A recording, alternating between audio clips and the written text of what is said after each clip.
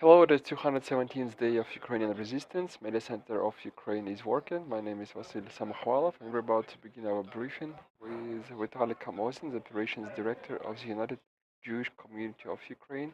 Mr. Vitalii, hello to you. Hello to you too. Mr. Vitalii, yesterday the celebration of Rosh HaShanah in Ukraine ended, and I would like to ask you not about how Jewish communities all over Ukraine celebrated it. I would like to ask how it was celebrated exactly in Uman. How many people arrived there? What are the ways of them approaching Uman, and what are the difficulties they faced on their trip to Ukraine? Can you talk about this in brief? So this year in Uman, in according to the data of United Jewish Community of Ukraine, arrived approximately 20,000 people.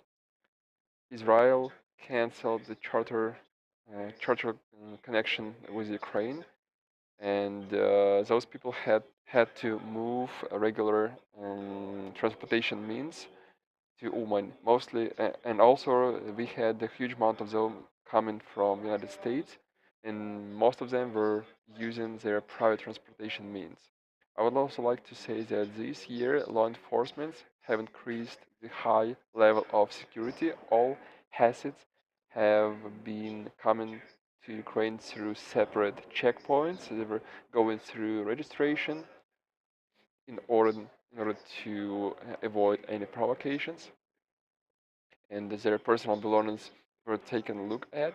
And exactly in Uman, I had a talk with those people. Despite the rocket air alerts, they all had a strong fear of them being secure. That is why quite I would like to say a good separate thank you to law enforcement.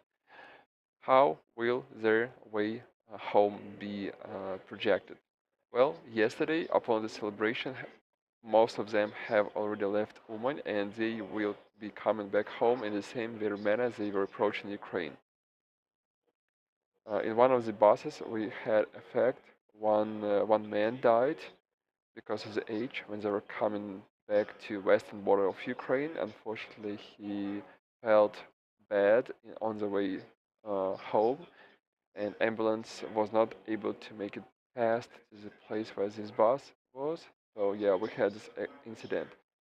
When it comes to the rest, everything is okay. They are mostly already at the western border of Ukraine and crossing the border.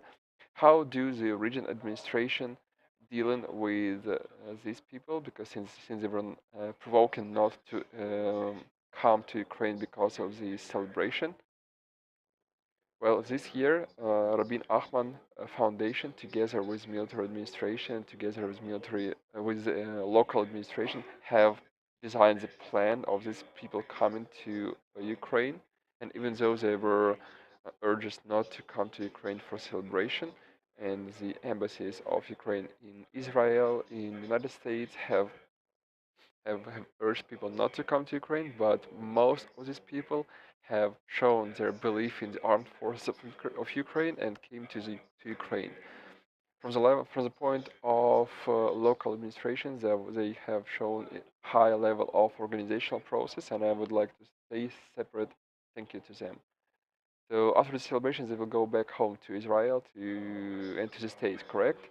Yes, correct. First of all, we saw lots of video tapes in Ukraine of them using actively those phrases that we use towards the aggression and the Russian Federation. I'm quite sure they will tell these phrases to the rest of the world and tell the world that even though there is a war in the States, the situation is controlled and safe.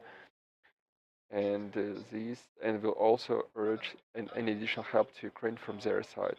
Another question I have, a little bit wider than just celebration of Rosh Hashanah.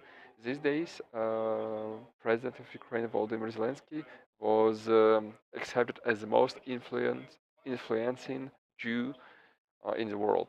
But at the same time, we see quite an absurd objection of Ukraine that basically say that dictate the narratives regarding fascism and Nazism in Ukraine. How does how is Jew why is Jewish community is not supporting Ukraine in such a robust way?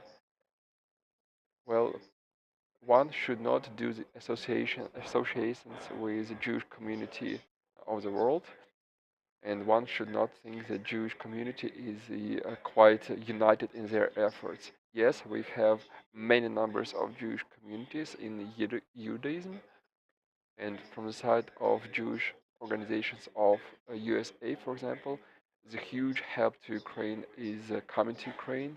For example, vacation buses are funded and so on. The private citizens, the private people provide huge help to Ukraine. That is why I'm urging you to set a demarcation line between different communities.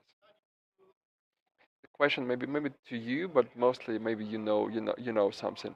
There was an urge, an appeal to Jewish community of Russia to come out of Russia, to leave Russia before the mobilization. Can you please tell what is going on with Jewish community in Russia right now? How good they adhere to these urges? Unfortunately, I do not have any official data about this. Okay, point taken.